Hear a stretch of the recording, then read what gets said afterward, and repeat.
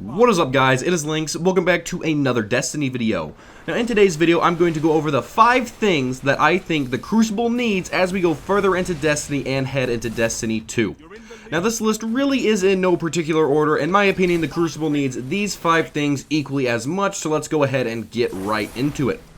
Number 1, the Crucible needs a separate leveling system from PvE and PvP. Now I know that in Destiny, the PvE and PvP go hand in hand. For example, you can use the gear that you get in PvE in the Crucible and vice versa. But I think that the Crucible needs its own leveling system. I don't know about you, but I'm tired of grinding countless hours in the Crucible to always stay at level 40. Now again, I don't want it to be like Call of Duty, you know, where you have to be a certain level to use certain guns.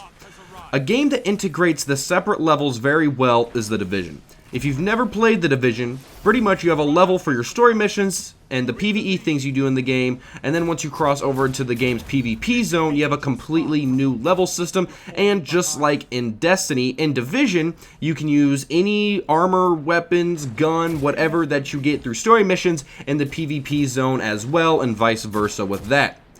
Now in the Destiny, levels don't really have to mean a whole lot, just visual evidence of how much you do play in the Crucible. The second thing that the Crucible needs is to be able to be accurate with your guns while you're jumping in the air. Now this is one thing in the Crucible that annoys me more than anything. Whenever I'm in a tight situation, I try to jump shot people and I swear my crosshair is right on the guy's head and the bullet completely misses and I end up dying most of the time. I think the ability to be accurate while you're jumping would add a whole new level of skill to the Crucible.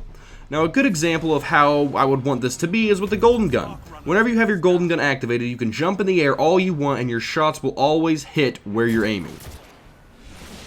Now the third thing that the Crucible needs are private matches. The Crucible needs private matches.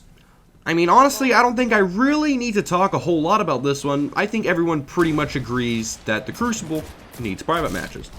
Now the main reason why I want private matches in the game is for competitive play.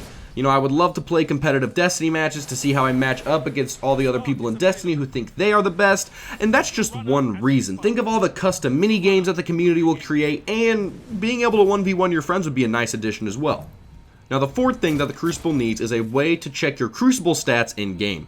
Now I don't know if you guys are like me, but I love checking my stats. At least 3 or 4 times a day while I'm playing Destiny, I catch myself looking up my stats.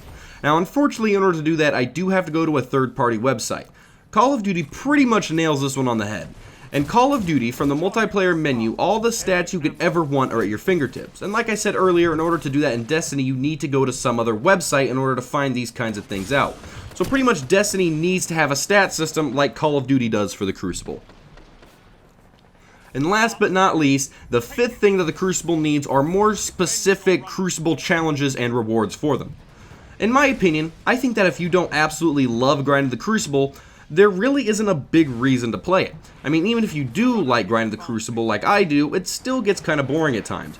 A way to kind of give some incentive to playing the Crucible and make it a little less pointless would be Crucible-specific challenges. Now, we did see some of these things with the Taken King, but I would like to see more, and maybe even some that would require a lot more grinding than the ones that we got with the Taken King. Like, potentially, if you get 20,000 kills in the Crucible, you get a cool emblem or shader. Or if Destiny ever introduced weapon camos, that would be a good thing to grind for in the Crucible. So just things along that line. Now again, these wouldn't really affect a whole lot, just another visual representation of how much you actually do play in the Crucible. Now I feel like the main reason the Crucible needs some of these things implemented is for replayability. Like I said earlier, I love the Crucible, but I don't like playing for hours and hours and hours and not really have anything to show for it. Whether it be challenges to accomplish, more levels, or emblems or shaders to acquire. So like I said, these things aren't really in any particular order. Except for maybe private matches, I want those things more than anything. If I could have one thing put in the Crucible, it would definitely be private matches. But let me know what you guys think about these 5 things that need to be added, and let me know if you have any more ideas. If you guys enjoyed this video, don't forget to smash that like button. If you want to see more videos like this one, don't forget to subscribe. For anything and everything Destiny, this has been Lynx. Thanks for watching, and I will see you guys in the next video.